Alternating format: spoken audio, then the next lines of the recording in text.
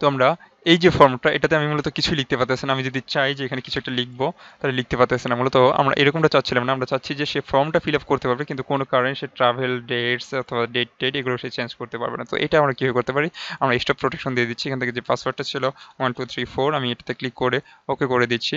And এখান থেকে allow only this type of editing document, অর্থাৎ কোন টাইপের ডকুমেন্ট সে কি করতে পারে, শুধু সে এটা পড়তে পারবে, আমাদের এটা ছিল। আমরা চাচ্ছি যে ফিলিং ইন ফর্ম, আমরা সে ফর্মটা পূরণ করতে পারবে। ওকে, রেস্ট্রিক্ট পারমিশন, এখান থেকে আমি একটা পাসওয়ার্ড দিয়ে দিচ্ছি আবারও। আচ্ছা, পাসওয়ার্ড,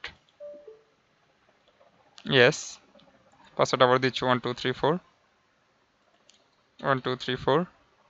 ওকে, এবার যদি সে চায় তাহলে কিন্তু ফর্ম পূরণ করতে পারবে। যে অপশনগুলোতে লেখার জায়গা রয়েছে সেটা পূরণ করতে। তো আমরা এই ফর্মে না দিয়ে আমরা এই ফর্মটাতে যদি দেই, আমরা চলে যাচ্ছি রিভিউ ট্যাবে এবং এখান থেকে রেস্ট্রিক্ট এডিটিং, এখান থেকে রেস্ট্রিক্ট এডিটিংয়ে যাই, ক্লিক করে stop permission, filling form, setting limit formatting to selection style. আচ্ছা, এটা থাক, স্টার্ট,